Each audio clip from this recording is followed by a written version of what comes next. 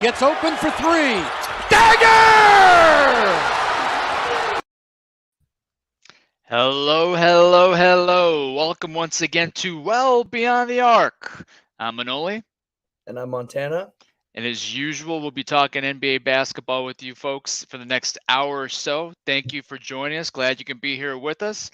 And if you haven't done so already, we've gotten on the same time and date for 2 weeks in a row, but you never know when you're going to find us these days. Hit that subscribe button in the bottom left-hand corner if you're watching us on YouTube. Please subscribe to the Yankee and the Brit Sports Network. We greatly appreciate that. Not only will you find this fine program, but you will also find some other awesome podcasts talking about the NFL, UFC, and a whole bunch of other stuff. Some good stuff on the Yankee and the Brit group. So make sure if you haven't done so already, hit that subscribe button. Montana, how you feeling, buddy? I'm feeling great. It's a couple more weeks until Christmas break, and it can't come any sooner for this job because it's definitely starting to feel like it's time for a little bit of a break from some of these kids. I bet. I can only imagine. Here's a question that you won't hear on this podcast very often. Who are you wearing today? I am wearing my Dennis Rodman Bulls jersey. It's one of the only jerseys that I have that's not a Lakers jersey. I have a Zion jersey. I have a couple different ones, but this is one of the only ones I wear regularly that's not a Lakers one. So got to show some respect because he's a legend. Yeah, he definitely is. I mean, if I would have known better, I would have put a Lakers jersey on. Not that I own one, but that would have been some nice little surprise for the fans today. Well, for everyone joining us, thank you again. Can't stress that enough. Thanks for joining us. You guys are as much of a part of a show as we are. So make sure you put in those comments, ask questions, and we're waiting for the comment of the day. See if you can crack us up, but also feel free to chime in with any of your thoughts as we go along. So, Montana, let's just get right to it.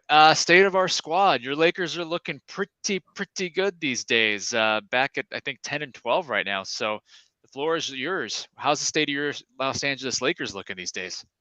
It's a lot better than it was a couple episodes ago, that's for sure. I'll say that they're looking better as an entire unit. Now, a lot of that is highlighted by Anthony Davis. I mean, he's still remaining to put up. We were talking about this last week. Well, it's deja vu. He's remaining to put up these big historic nights, and he's not slowing down. We haven't seen him slowing down. You know, we've seen him do his regular game. He falls, maybe he goes off the court, comes back. That's happened a couple of times. But for the most part, he's looking pretty good.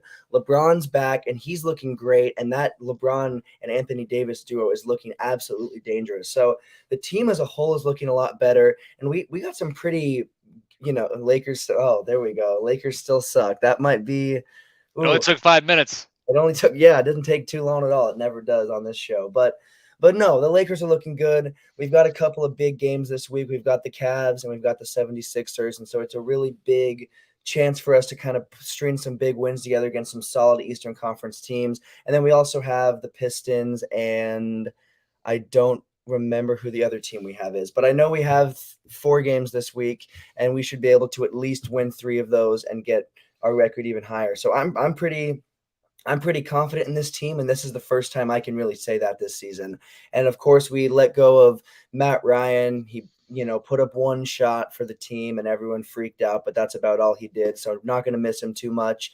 Opened up a roster spot, and there's some big trade buzz going around, and we'll get to that in a little bit. So overall, so much better than it was before, and I think it'll continue, and we'll be well above 500 before All-Star break. Yeah, I mean, I got to hand it to your Lakers. They've come out. I think they won 7 of the last 9.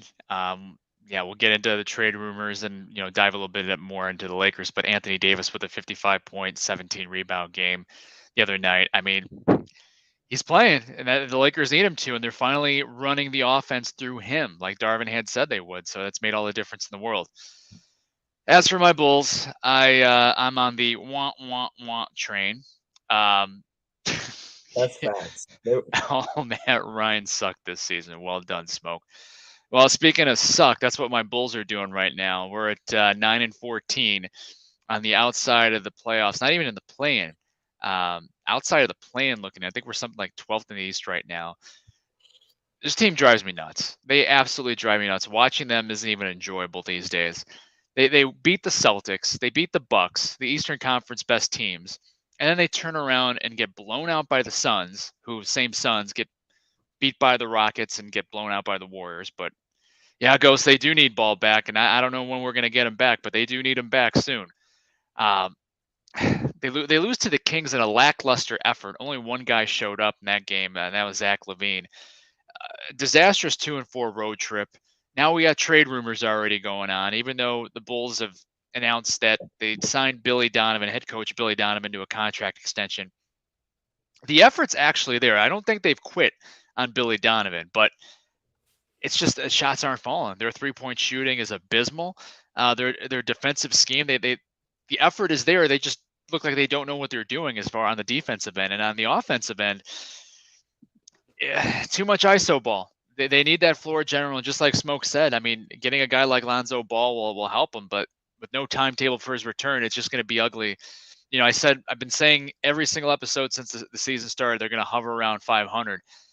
They're a season 5 games under 500 right now at 9-14. I don't even know if we'll get to 500 anytime soon. So who knows? Maybe we'll start tanking for Victor. Who knows? But it's not looking good for the Bulls right now. And you know, these trade rumors I'm talking about. Let's just get into them, Montana. There's been some talk about your Los Angeles Lakers being open to trading with my Chicago Bulls. Rumors Russell Westbrook and 2 Lakers first round picks would be headed to Chicago in exchange for DeMar DeRozan and Nikola Vucevic. Now, if I'm sitting in your spot, I know how you're feeling, but I want to hear it from the man himself. What do you make of these trade rumors?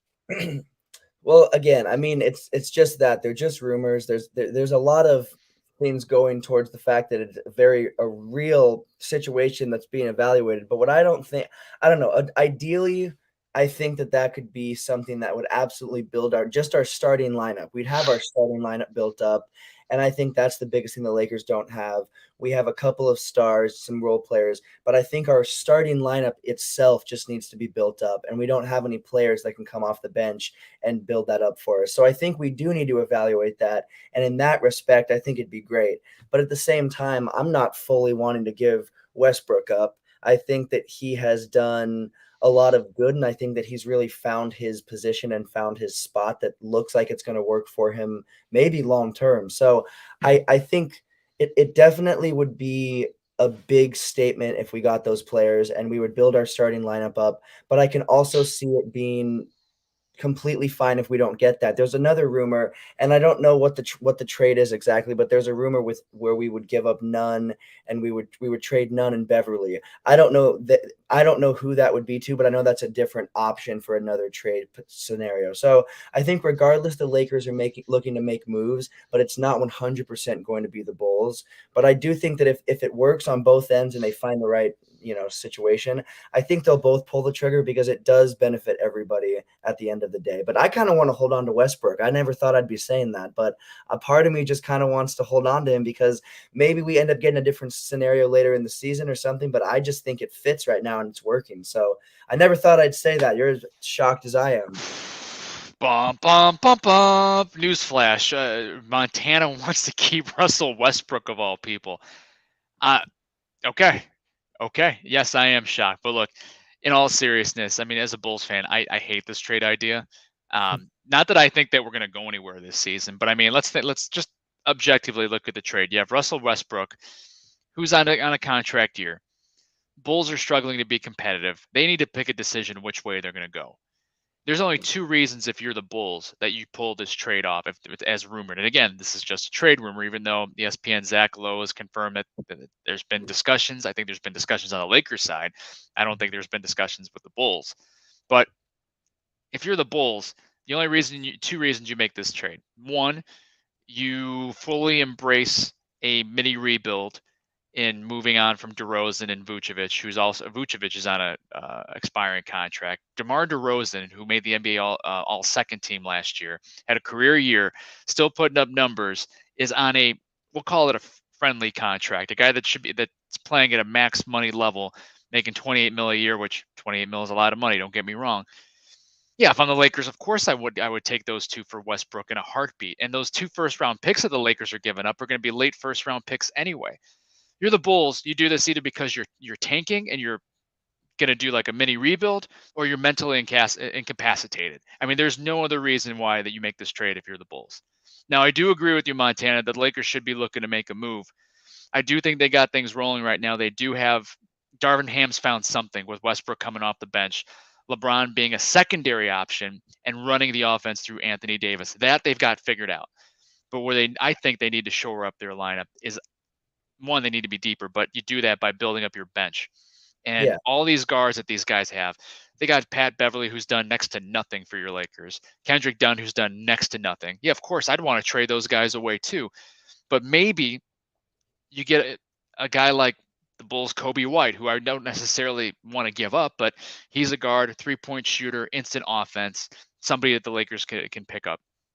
There's going to be vets around the league. Like, when we'll talk about those guys later on that they can pick up, you need to add talent. And the Lakers, is from a bench standpoint, don't have that. So that's where I think the Lakers need to make a move. And I agree. And what I don't like, and I said this in my last episode of my Lakers podcast, which I'll plug later on, but I think that the Lakers have actually been a pretty big, people always make jokes and comments about the Knicks and all those, free agent rumors and trade rumors, but the Lakers are the same type of team. There's all these fake trade scenarios or fake trade buzz, or even if it's real, it doesn't go anywhere.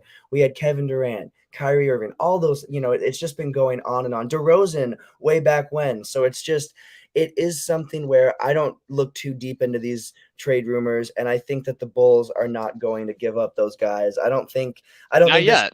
Not yet. Not yet. I just don't think that is a scenario that's going to play out right now, but I do think the Lakers are making moves, and the Bulls are probably also going to be making moves as well going forward. The way things are going, I hope so, but I like Ghost was saying, they need ball back, and yeah, I'm sorry, Ghost and Smoke, I'm getting you guys mixed up already. It's sorry, it's been a long day for me. Well, let's move on to what we really want to talk about today. We're focusing today on the bench. Who's got the best bench mob in the NBA? These are the guys that are unheralded. They don't get their names announced in the starting lineup. They come off the bench, spell the starters for minutes, and getting any opportunity they can. Some of them are instant offense. Some of them are specialists. Some of them are lockdown, clampdown guys like a Pat Beverly, even though he hasn't been as much this season, other than that one game against the Suns where he got thrown out, but that's a different story. So, Montana, let's just start throwing out some of the better, who we think are the better benches in the league, and then we'll rate our best bench mobs. Yeah, definitely. So one of the benches that I have that I honestly didn't expect this team to look as good as they are, but they're looking really solid, is the Sacramento Kings. They are a pretty deep team, and the way that we know that they're a deep team is, they have some decent players in their starting lineup, but they don't really have an all-star lineup for their starters. So you have to have a nice second unit, and you have to have people that are ready to come up. And the Sacramento Kings are a deep enough team that they're currently 5th in the West. So it's not just that they have a deep team and they're winning some games. They're a deep team and they're 5th, and in a super, super competitive year so far. So I think that the Sacramento Kings, specifically on the offensive side of the ball, have a super solid and one of the more deeper benches that I didn't expect to be in the position it is at all. But that's one of the first one that comes to mind for me. Let's see. I'm going to go. We've been talking about how deep the Clippers are, even though half their guys are hurt and they just switch out who's hurt and who's playing every game. But you got to throw the Clippers out there. They go, if they're healthy, they go about 10 deep. You got John Wall, who's having a decent season. Kind of, I guess you can say comeback season, but he's been a pretty decent player. You got John Wall, Luke Kennard, Nick Batum, which surprisingly Nick Batum hasn't really been doing much this year, but he's a guy that's a 3-and-D guy. The young kid, Terrence Mann, Salad, Norman Powell, Robert Covington, all of those guys I just mentioned are either guards or wings that are coming off their bench. That's a pretty deep bench. And we haven't even talked about the starters yet, but that's because we're talking about the bench. But anyway, plenty of these guys will get starters time because guys like Kawhi Leonard and Paul George are in and out of the lineup all the time. So for me, I'm throwing the Clippers out there as one of the better benches. And that's, the problem with the Clippers is not that they don't have a deep team, it's that they just have too many injuries too frequently, but they are one of the deeper teams. And if they had that whole squad healthy, I think they'd be one of the top 3 teams in the West. I don't think it'd be any question that they would be one of those top 3, maybe even top 2 teams. So I think just injuries is what's the problem with them. But speaking of the team that is second in the West is the New Orleans Pelicans. And I think this is a team that has been building both its starters and its bench up equally for the last few years. That Anthony Davis trade, that whole situation, the Lakers got a chip out of that. But I think what the Pelicans got was good draft picks, and they built their future. And yeah, the Lakers are maybe making a comeback, but when I think of a team that's been more successful since the Lakers won, it's the Pelicans. If you can believe I'm saying that, they just have had as much, if not a little bit more success than the Lakers have.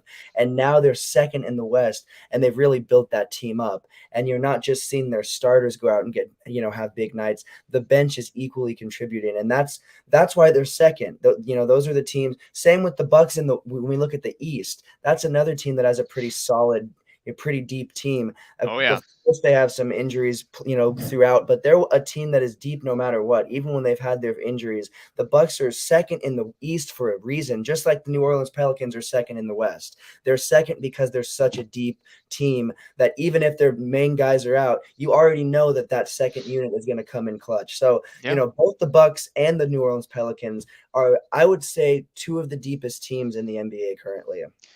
I completely agree with you on the Bucks. I mean, is there a better big man coming off the bench than Bobby Portis right now? I mean, Bobby Portis has to be a front runner. I don't know if he's the front runner, but he has to be in the conversation. It's one of the top 5-6 men of the year this year already. I mean, he's even stepped in starters minutes when Brook Lopez is out. I mean, he plays starters minutes, and that was a big move for the Bucks re-signing him in the offseason. So completely agree with you on the Bucks. I'm gonna throw out one that probably should get a little bit more love, and that's the Cleveland Cavaliers. Cleveland Cavaliers, Chetty Osman, Kevin Love, the vet Kevin Love. Karis LeVert is coming off the bench for those guys now. Even though he started a little bit when Darius Garland was out with an injury, but Karis LeVert, the lottery pick Isaac Okoro, and you got Robin Lopez, Sideshow Bob himself as a backup center because, hey, the Cavs don't have enough 7-footers. Let's just get Sideshow Bob in there. So I think the Cavs are an underrated bench mob. I was writing the Celtics train in the offseason. Unfortunately, Danilo Gallinari got hurt, but they still have a hell of a bench. Grant Williams, Malcolm Brogdon, Peyton Pritchard should be getting a little bit more playing time, but maybe he could be a little bit of a defensive liability. Robert Williams. That's still a pretty solid bench, if you ask me. So those are two other ones I want to throw out there. And the Celtics are first in the East right now. So that's a team that, despite, again, just like the Bucks, and are a team where, despite when you have a couple of injuries, even if it's a solid bench player, solid role player, solid star, whoever it is, if you have a deep enough team, you can maintain your spot in your conference. And that's who the Celtics and the Bucks are. So that's a great one. One I want to throw out there that they've kind of been up and down, but the only reason they've been up at all is because they're a complete team, and that's the Utah Jazz. They're currently 8th in the West, but this is a team, just like with the Sacramento Kings, they don't have any set stars. They've got Lauri Markkanen, they've got Jordan Clarkson, but they don't have anyone that I would consider an NBA star.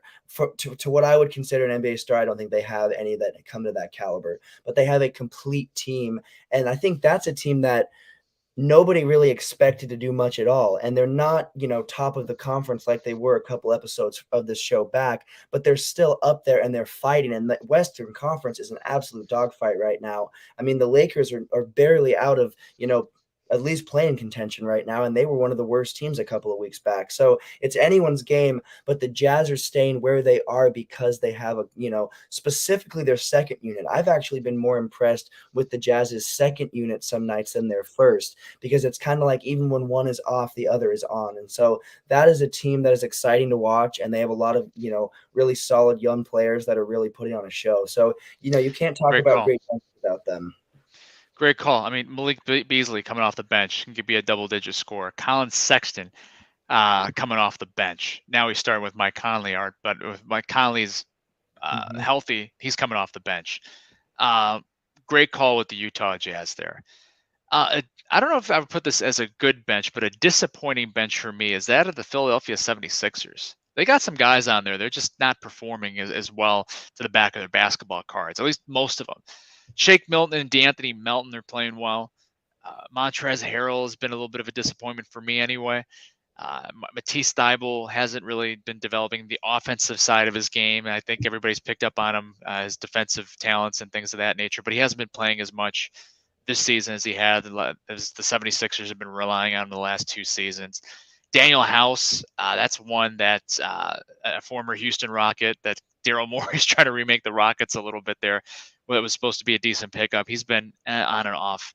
And then George Niang, Kork Maz, very inconsistent. I mean, that should be on paper a pretty good bench, but to me, they're a disappointing bench. And and again, I'd say when we think about disappointing benches, I would say arguably a team, it's an entire team, but it's also a bench specifically that has disappointed me, especially after how good they looked last season, was the Golden State Warriors.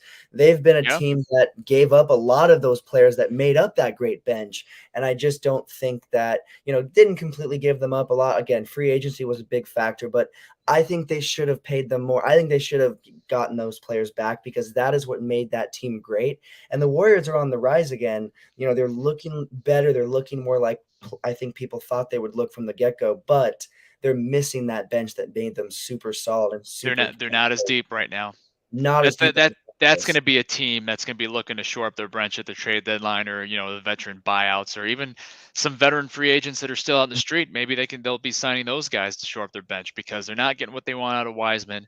Kaminga's been on and off. Same with Moses Moody. Dante DiVincenzo's been okay, but that's not the same bench as the Warriors had last year, and they know it.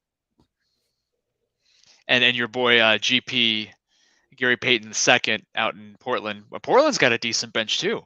Yeah, Not the sure. greatest, but with GP2 and oh gosh, the kid out of Kentucky, Shaden Sharp, Josh Hart. I mean, they're deep at the guard position, so that's not a bad bench either. So, all No, they're right, solid. They just have that team is another team that has a lot of injury throughout. So a lot of those yes, bench players end up getting knocked up to that lineup, that starting lineup, and then you don't have that second unit as complete because you're balancing between the two. So that's another team that's like with the Clippers. But if they have all their guys, that would absolutely be one of the top benches. all right. Let's see. Let's try to rate these. Let's give our top 5 benches.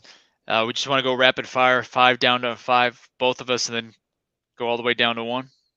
Perfect. Yeah. I'll let you Let's start off. Okay. Okay. So I've got for my 5, I'm going with the Cleveland Cavaliers. I got the exact same 5. I'm at number 5, Cleveland Cavaliers. All right, number 4. For my number 4, I'm actually going with one I didn't even mention, but I have to put him on there, is the Indiana Pacers. Good call. Good call. Then our boy Benedict Mathurin and the kid out of Gonzaga, I forgot his name. Nate Smith. He had the game winner over LeBron a couple games ago. Trying to forget Um, about that. not a bad match. I mean, the Indiana Pacers have been a surprise all the way around this season. So great call with the Pacers. I actually have the Celtics right now at number 4. If Danilo Gallinari was healthy, that you move those guys up. But I have the Celtics at 4. Who's your number 3? So I have the Celtics at my 3 spot. I think that the Celtics are by far, again, even with those injuries, even with that situation, they're still a pretty deep team, and they're showing that in where they're ranked at currently. So that's definitely a solid team that's deep all the way throughout. All right, for now, my number 3, giving a little bit more credit than I expected, the Utah Jazz, for the reasons I had talked about earlier. They're just deep. A couple injuries on the guard line and the starting lineup. They'll be able to fill it in with THT, Colin Sexton, Malik Beasley. I mean, that's a heck of a bench that Utah has. So they're number 3 for me. How about number 2? Sitting at my number 2 for the same reasons you just said. Can't really add too much to that because it's just one of the deepest teams. And even though they've been kind of a up and down team, the fact that they've been up at all is because of how deep that team is. We're at number 2. I already lost track. Number 2, right? Yeah, number 2. I have Jay's Milwaukee Bucks. A lot of that's Bobby Portis, but Pat Connaughton, George Hill, Serge Ibaka, Joe Ingles isn't even back yet. He's coming back from an ACL injury. And the funny thing is, I think the Milwaukee Bucks are going to pick up a piece to come off the bench at either the trade deadline or the vet buyout market after that. I don't think the Bucks are done picking up guys, and that I have them as the second best bench of the league. Oh yeah, and everything you just said and more is for me. I've got them at my number one spot. I think that they are the deepest team in the NBA, and they're showing that because I think that this is a team that I really think this team could go the distance at least through the Eastern Conference and make it right back to the championship, right back to the finals where they were before. So I think that this team, if it can stay healthy, and again, like you said, they're more than likely not done. And if just the fact that this team could get even deeper and even more complete is absolutely scary, because I would Yeah. argue that the deeper the team, deeper teams go farther nowadays. It's not a league made up of super teams. It's a couple of stars and a super deep team, and that's what gets you all the way there. So I think that's what we're seeing that Bucks do. Well, and for my number one, I said if they're healthy, this is the best bench mob of the league, and that's the Los Angeles Clippers. There's just too much talent on that roster, too many names on that roster to count them out. But it comes with an asterisk because they got to be healthy. And half the time, their two stars aren't healthy and they're forced in the starting lineup. But I guess that's why you build out a deep team, right? But Clippers, for me, top bench mob in the league. Well, the top internet game show, if you will, out there, NBA player or it's time. It is time. For those that follow and have watched or listened to Well Beyond the Arc for weeks and weeks and weeks, you know how the game is played. But for those of you newcomers, we're going to explain how it is anyway. Every week, I come up with some sort of category, and I ask Montana whether or not 5 names that I give them, whether or not they are a current or former NBA player or someone from a different profession. And Montana's been on a roll lately. He didn't get a 5 for 5 last week, but he got a 4 out of 5. And I think you're something like, I don't know, you're 80 some percent over the last 4 weeks. Not bad. So it's the best streak you've been on. It includes 2 5 for 5s, back to back 5 for 5s. Yeah, we're going to Vegas. I'm taking you to the roulette table. Let's go. But anyway, if one of the names I say let me try English again. If Montana gets the question correct, you will hear this sound. Victory! Thank you, Johnny Drama. You're gonna hear that 5 times. Before and if for some reason a temporary moment of insanity happens and Montana gets one wrong, you will hear this sound. 0 times. Pretty straightforward. Montana, you're feeling pretty confident, but I haven't even given you the category yet. I'm ready either way. You're ready either way? Well, we were joking around last week. I don't remember if it was during the podcast or afterwards where we're like, man, I don't know. I think it came out of your mouth where you're like, so I was predicting that you were going to come up with famous plumbers. Well, sir, I've come up with some famous plumbers for you. This week's category is NBA player or famous plumbers. But I will give you not hints, but a couple caveats with this. Your one hint is actually that the 3 or 4 or 5, or well, more 5, but the NBA players are all current NBA players. Okay. The famous plumbers were plumbers at one point, but they're better known for something else in their careers. Have I thrown you off enough? I think I got it now. Okay. All right. Without further ado, and if I can't give you any more hints or make it more obvious, let's just get started. Let's do it. Name number 1. Montana, is this a name of an NBA player or a famous plumber? Can't believe I'm saying those words. The name is Walker Kessler. Walker Kessler. I'm going to go with NBA player. Victory! It's a pretty good choice. They say you can't trust a guy with 2 first names. I don't know what you do with 2 last names, but Walker Kessler, rookie 7-footer out of Auburn, with one of the best benches in the league, the Utah Jazz, averaging 5.8 points, 5.3 rebounds in 23 games so far. You're still on fire. Name number 2. Is this the name of an NBA player or a famous plumber? The name is Michael Flatley. Michael Flatley.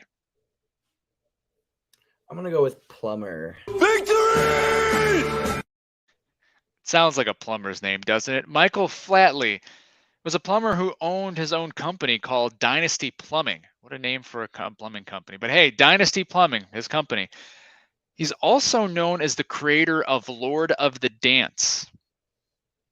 Thank you, Google. All right, name number 3. Is this the name of an NBA player or famous plumber? The name is Ronnie Lane. Ronnie Lane.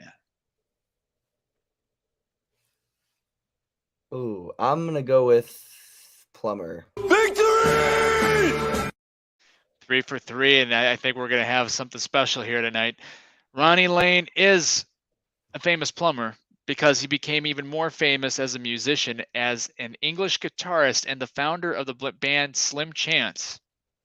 Before today, I never heard of him, so I don't know how famous the guy really is, but whatever, you got him right. 3 for 3, I see a 5 for 5 coming, not to jinx it, but name number 4. Is this the name of an NBA player or famous plumber? The name is Nick Richards. Nick Richards. I'm going to go with Plumber. Victory!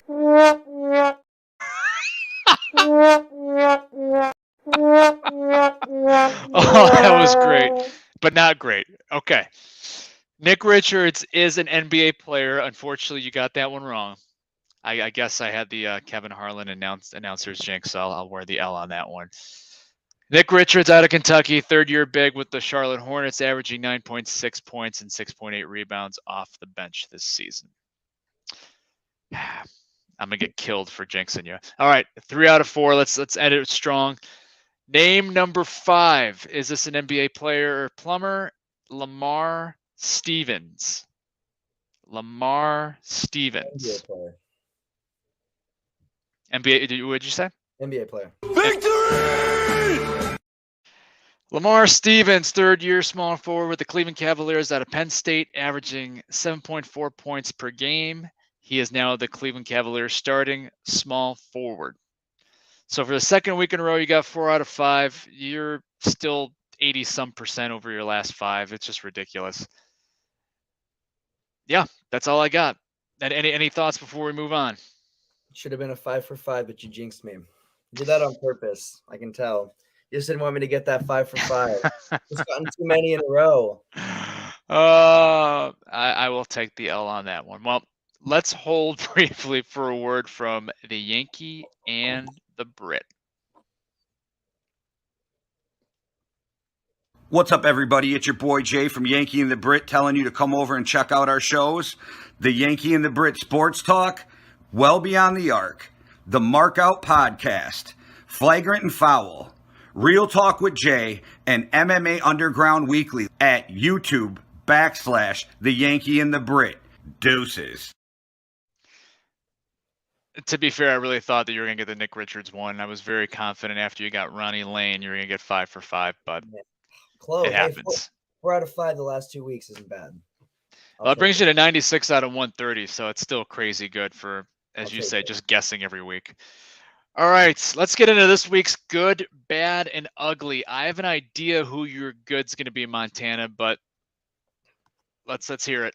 So yeah, I don't want to sound too much like, oh, this is my good. I don't want the Lakers to be my good all the time because that's not true. But Anthony Davis, how can he not be my good? He's putting up historic numbers, and this would be historic for whoever he was playing for. I would think this was great no matter who he was playing for, but the fact that he's in the purple and gold makes it just a little bit better. So I've got Anthony Davis because if he continues on this tear, we might seriously have to consider him in an MVP talk, pretty soon. I don't have him in mind quite yet, but if he continues this level of play, I mean, that is MVP legendary style of play. So he's matching some of those greats. So he's my good by far. How is Anthony Davis not the play here? I mean, especially after that 55.17 rebound game I talked about a few minutes ago. He's on a tear. I think he's averaging something like 35 points and 15 rebounds over his last 10 games. Something ridiculous, just like you said. He's the obvious good, but I'm going to go in a different direction just to bring up something different. I actually have a tie for my good, which we make up the rules, so we're not really breaking up the rules. A name I didn't think I was going to say. I got to give him credit. Kristaps Porzingis is actually playing pretty well for the Washington Wizards, Not to the level of Anthony Davis, obviously, but after a slow start, he's coming around. And most importantly, he's playing. He's on the court. And he's providing a spark for that Washington Wizards team. He's averaging 22 and 9, had a 41-point game the other night, but it just looks different. He just seems different. And that, he's not going to be that broken glass, and, it's not forced through like it was a little bit in Dallas with him and Luka. He actually looks good, but my tie for my good is Kristaps Porzingis, and give credit to Jose Grand Theft Alvarado. He had a hell of a game off the bench for the New Orleans Pelicans the other night. Career high 38 points, I believe. And that dude's just been great story. Came out of nowhere. Went to school at Georgia Tech. No one even thought about this guy coming out of college. Busted his ass to get to the NBA. Earned a spot on the Pelicans. He had a coming out party in last year's playoff game. And he's taken his offensive game up to the next level. Still coming off the bench, 9 points per game, but upped his 3-point shooting to 40%. But that 38-point piece the other night, good for Jose Alvarado. Who is your bad? Well, it's unfortunate I have to say this, but I've got the Bulls as my bad because I just think that they are. It's all right. It is what it is. They're just slipping farther and farther for what they should be because, they had that really successful regular season last year. Didn't go very far in the playoffs for obvious reasons, but, that still they were looked at as a team that was like there. They were making it to where they were supposed to get to, and they were going to get to the next level. And they completely fall off. They've fallen off. Injuries obviously are to blame. Different situations are to blame. But honestly, the fact that there is a rumor, even if it's just a rumor that's not accurate at all and not very realistic, even just the rumor of giving up some of those key players that built that team to where it was, that's not a good look for them. Oh, whoops, my cat. Jumping on the we have a guest on Well Beyond the Arc today. I can't argue with any of that, but believe it or not, my bad isn't the Bulls.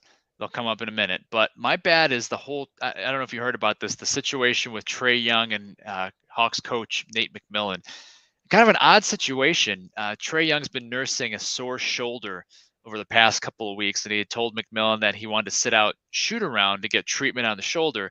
And I guess McMillan, they just had a difference of opinion. McMillan's like, well, if your shoulder's bothering you, sit out, and you're going to sit out shoot around, we'll sit out the next game, heal up, and let's go. I guess Trae Young didn't like that idea. They chalked it up as a miscommunication, but it looked bad because Trae Young didn't even show up to the arena, let alone play in that game with the Hawks. Now supposedly they've cleared the air.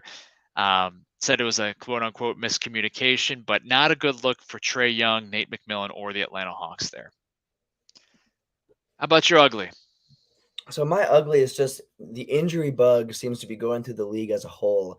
Obviously, every season comes with injuries. We see some of our favorite players go down with injuries at any given moment, but obviously some players are more susceptible. But I've noticed that the injury bug is going around a lot. And, we usually see it heavy at a certain point of each season.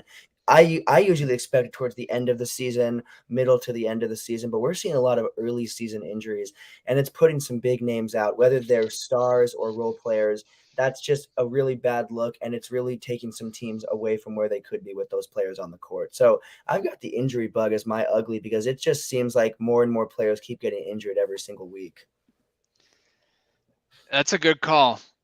And if it wasn't for the team whose shirt I'm wearing and the jersey who's wearing, I'd have them as my ugly too. But my ugly is my beloved Chicago Bulls.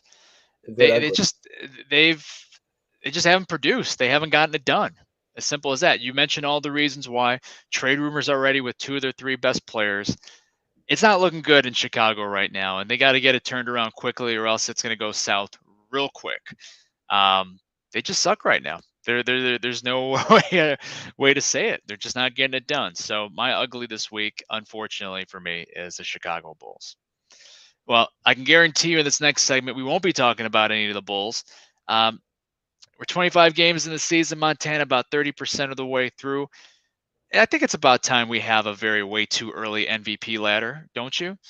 Let's rank our top 5 MVP candidates so far. I mean, we got a nice chunk going on. So it's been up and down as far as these names, at least, because I listed on my notes every week, and it seems like they change every week. But I think now is a good time. So let's just go like we did for the best benches. Let's go 5-1.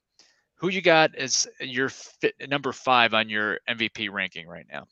Yeah, so my number 5 spot is Nikola Jokic. I think that he's still putting up those numbers that have kept him, towards the top of MVP talk the last few seasons, but it is starting to look like a little bit less. Some of that I think comes from having a player like Murray back and just maybe having some players that are contributing a little bit more. He doesn't have to put up as big of numbers himself every night. So that's good for the entire team as a whole. Obviously they were successful with that, but they're more successful when all the team is contributing more than just him. So I have him at my 5th spot though, because he's still in the talk and he's still putting up big numbers. So my number 5 is Jokic for sure. Yeah, and folks that are watching or listening, be sure to put in your picks in the comments here too. If you guys have somebody, I know someone that's on the show right now is going to be putting in Steph Curry in about 5 seconds, but everybody else, make sure you put in those MVP picks. For number 5, I actually have Jokic, and good call on Jokic, and I think he got off to a little bit of a slow start, trying to readjust, having Michael Porter Jr. and Jamal Murray back. I actually have him at number 6 right now, but he's trending up. For number 5 right now, I actually have your boy Anthony Davis. And how can't you have him in the top 5 right now after the Terry's been on? The Lakers were one of the worst teams in the league record-wise, and all of a sudden they're almost back to 500. So his arrow is pointing up too, but for number 5 for me, I got Anthony Davis. Who you got it for? Great pick. My number 4 is Devin Booker. He's, especially on the offensive side, he's always been just someone that can put up huge numbers at any given night. Most nights you can bet he's putting 25 plus points up, and sometimes he'll have 96 points between 2 games, something like that. He had a crazy couple of games, and he's only heating up, because I'm going to be honest, I don't think we really saw the Devin Booker that we know and love last year. I think he was kind of a shell of himself. I don't think we saw what we're seeing now. This is the Devin Booker that we saw a couple seasons ago, and the one that we thought would progress to this point sooner. I'm glad he's progressing to that point, because I think he's a serious candidate, and that's why he's my number 4. I think he's only going to continue to rise if he keeps getting this play style up like he is. Great minds think alike. I actually have Devin Booker my number 4 spot as well, for a lot of the reasons you just said. There's smoke. I was waiting for that. King Steph at number 1. Steve Kerr. Hold on. Can we put that back up there, Jay, before I go on? Thank you. Steve Kerr at number 3. Steve Kerr, the coach, at number 3. Klay Thompson at number 2. And it smokes words, the GOAT, King Steph at number 1. It was even better comment than I thought it would be. So, yeah, number 4, we both have Devin Booker. You talked about why, and you put it really, really well. I mean, the Suns are, I think, number 1 in the West right now, record-wise. And if they're not number 1, they're number 1 or 2. But with Chris Paul out, Devin Booker has been not necessarily a one-man show, but he's definitely stepped up his game. He's had a 51-point game against my Bulls in 3 quarters. A couple 40-point games mixed in here lately, but he's been playing well. He's looked better than he did last season. Completely agree with you. How about number 3? Who you got? My number 3 spot, I've got Jason Tatum. I think we did a check-in, really early, first or second or third week or something like that, and we talked about who we thought might have a chance at MVP. And I had, Tatum up in that top 3. So he's been in the top 3, and I think he's remained kind of in that area play-wise. I think he's absolutely in that talk. He is putting up big nights, and, he's not carrying, because you've got Jaylen Brown. You've got a really solid team, like we said, one of the deepest in the NBA. But without him, they would not be having the success they are, especially on the offensive side of the ball. He is putting up big 30-plus point nights like it's nothing. I mean, he's stringing so many together back to back. He's doing things that is up there with Celtic legends like Larry Bird. That's a Larry Bird type of stat line that he is putting up. So he is putting well respect to those Celtics legends, and he's really becoming one himself. So he's my number 3, and I wouldn't be shocked if he also, unfortunately, I hate saying that as a Lakers fan, but I wouldn't be shocked if he continues to rise. Good call putting Tatum that high. I actually have Luka Doncic dropping to 3 right now, and it's not because of his individual play. He's continued to be a one-man show for the Dallas Mavericks for the most part. It's more so that the Dallas Mavericks are hovering too close to 500. And there's a couple guys I just put above them just because I think they're playing better, slightly, and that their teams are doing better. So for me, it's Luka Doncic at number 3, but barely. Who you got at 2? That's a good call, and he's also dropped for me. I had him at my number 1 before, but he has dropped to my number 2, and a big reason is because of that team success and just as a whole, I think, we've seen players look like MVP caliber players on not great teams and not, well-performing teams, but you don't usually see them winning the MVP. The MVP is usually won by the star that is on a solid unit that looks good record-wise and just individual-wise. So, you can't have one without the other, in my personal opinion. So, Luka is putting up great numbers, but it's definitely really tough. And, he lost. Everyone was saying Luka needs help last year. Luka needs help this year. Luka had help last year. Luka needs help this year. So it's not looking great, but he's still in that number 2 spot because of his level of play and what he's doing on the court. And we might touch on that in just a minute, but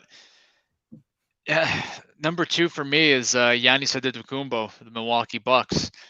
He's just a beast, man. he's just a beast. The Bucks are just, if it wasn't for the Celtics, it'd be the Bucks Eastern Conference right now. The Celtics and Bucks are 1 and 2 right now. I'd love to see that as an Eastern Conference Finals matchup, but Antetokounmpo for me just balling out and just having a great season all the way around. Jay, he might be number 1 by the end of the year, but I have a number 2 right now. And he's making his free throws lately. After Laddergate in Philadelphia, he seems to be making I think he's got shot 75% from the free throw line, which I guess is news right now, but over his last few games. So now he's got Chris Middleton back. Drew Holiday's still there. They got one of the best benches in the league. Let's see if Giannis can take him to the promised land again, but he's my number 2. So who do you got at number 1, Montana? Well, Jay's going to be happy because I've got Giannis at my number 1 spot.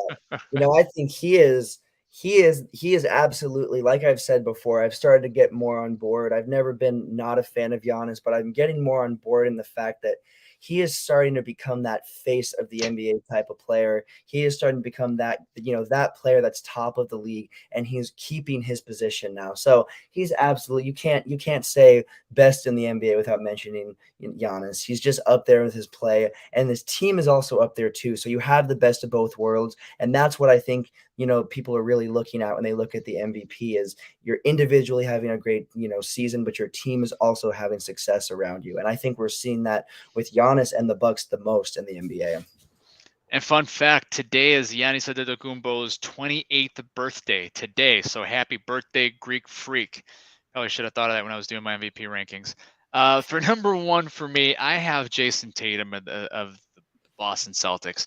He's having a career year. He's improved his numbers and improved his play every single year he's been in the league. He's above 30 points per game. You said it yourself about putting up Larry Bird type numbers and maybe even better right now. Celtics are the best team in the league. They're the best, or have the best record in the league in the Eastern Conference. That's what puts me having Jason Tatum slightly over Giannis Antetokounmpo right now. He's the best player on the best team, having a career year. For me, it's got to be Jason Tatum right now. So that's what we got. So MVP ladder, I don't know if we'll be doing that every week, but we can bring it up every so often. I'm sure those names in the rankings are going to change as the season goes on. So very exciting stuff. Well, last piece I want to touch on before we sign out today is our boy Draymond Green decided to drop another hot take recently. Most may agree with us, some may disagree, but he came out and said that basically justified his choice of LeBron James as the GOAT. But that's not the hot take. The hot take was his reasoning behind it of saying that Draymond Green had LeBron James as GOAT because LeBron James beat the best team, the greatest team ever assembled. And that Michael Jordan never had to beat any of the best teams ever assembled. I know I got my thoughts on this, but Montana, I mean, this could be a mini GOAT debate, but what are your thoughts on Draymond Green's comments there? So first of all, we're going to get really quick with Draymond Green and LeBron because, they used to have their little rivalry, whatever. They had the shirts that were made, the this, the that, the subliminal, shots fired back and forth, the ridiculous, whatever. But especially these last few years, even, mostly publicly, they've been very much involved, with different brands, doing different things, different podcasts, this and that.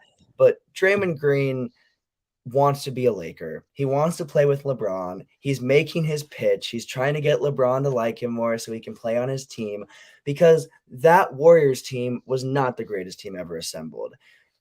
There could be a whole debate on that. But if you're looking at Warriors teams, when Kevin Durant came to the Warriors, that was a greater team than who LeBron beat. That was still Couldn't agree more.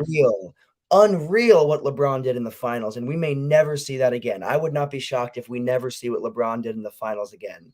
But the best team, at least the best Warriors team, I'm not going to say this is the best team of all time, because this could definitely, I don't think that this is the best team of all time, but it's up there for sure. But the best Warriors team ever assembled was the one that came on the next year when they lost and had Kevin Durant. That was unstoppable. Completely agree. Unstoppable. So without a doubt, Draymond Green is just trying to get on, the plane to LA and trying to get that LA spot secured, or at least secure a spot with LeBron wherever he plays next. So that's all that is. I don't really agree with that take, and I don't think it holds much value at the end of the day. He's also trying to get a bag from the Lakers. Let's be honest. And I'm sure the Lakers would be happy to have Draymond Green. Yeah. Draymond, stop it. Stop it. I don't know what you're on, but I don't have an issue with him calling LeBron the GOAT. That's not a irresponsible take. The 73-9 Warriors were not the greatest team ever assembled. They had the greatest regular season record. And you're 100% correct, Montana. Their teams for the next 2 years that won championships over the Cavs with Kevin Durant, those were much better teams. And I also agree that I don't know if those were the best teams ever, but a death lineup of Klay Thompson, Kevin Durant, Steph Curry. Like, talk about pick your poison.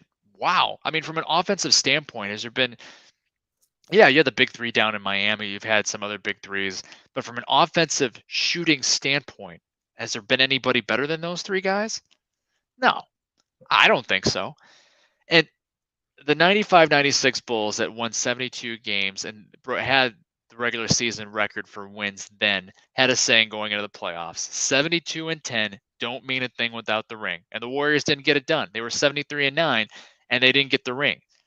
If they would have won the championship at 73-9, it's really hard to argue that could be the greatest team of all time. Best regular season record, and they get a championship, but they didn't get it done in the finals. So just right there, I disagree with Draymond Green. Now, yes, I'm partial. I think the 96 Bulls are the greatest team of all time. Maybe not the most talented. I think the Warriors teams are probably more talented than that. But yeah, I totally disagree with Draymond Green here. I think we're on the same page here. No, like you said, he's just trying to get that bag. He's just trying to go to LA. He's just trying to get, there as soon as possible, because I think that Warriors team is going to start deteriorating, not deteriorating, but losing their success to where they were. So I think he's trying to get out of there. And I think Golden State might also be starting, be a little bit done with Draymond Green as well. So that's all it is. He sees the writing on the wall. Yeah, there's not a bag for him in Golden State, and he's going to try to go get it somewhere else. So it's funny how you go from rivals in the finals and kicking somebody in the balls and getting suspended to all of a sudden wanting to be his best buddy and join his team, even though your team is much better. Anyway, not much to say after that. Well, we're coming to a close here on our episode 27 here on Well Beyond the Arc. I can't believe we had 27 episodes already, Montana, but this isn't the only place you'll find us. We do some other good work in some other places. So Montana, what else you got cooking? Yeah, so I've got a show with my buddy Mark. It's called The Connor and Heffernan Show. You can find us on YouTube. We have 3 new episodes out that we've dropped within the last month and a half.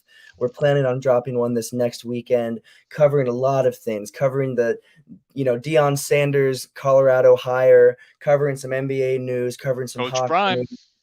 Oh, yeah, it's going to be big. We're going to cover that a lot. We're going to look at, some college basketball stuff. So we just look at a lot of different sports things, and there's a lot of different things to offer. So this next weekend, look for the Connor and Heffernan Show on YouTube or Spotify. You can also find us on TikTok. I post a lot of daily random sports highlights and things on that nature. And then I also have a Lakers podcast, All Things Lakers, which it's finally getting fun to have that. At first, it was so hard to talk about anything because it was just such a rough start to the season. But I just got episode 4 of Purple and Gold Zone out yesterday. I cover more in depth on that Lakers Bulls trade and a couple other possibilities. Look at some statements that Phil Jackson made about LeBron, and then I also touch on Anthony Davis for MVP and if I think that could end up happening. So just dropped episode 4 of Purple and Gold Zone yesterday, and you can find that on Spotify.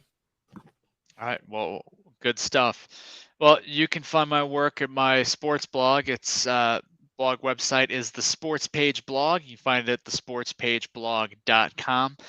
Number of blog articles posted. I think I got 60 some at this point in just a little over a year.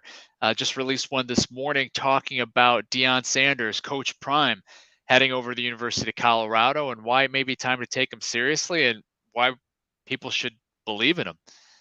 So some interesting stuff there. Again, the sportspageblog.com. Well, thanks again for joining us, everyone. Make sure you subscribe to the Yankee and the Brit Sports Group to find out when our next podcast will be. It could be next week at this time. It could be next Wednesday. It could be, I have no idea. We'll let you know, but that's where to find us. And until then, we'll see you. Have a good one.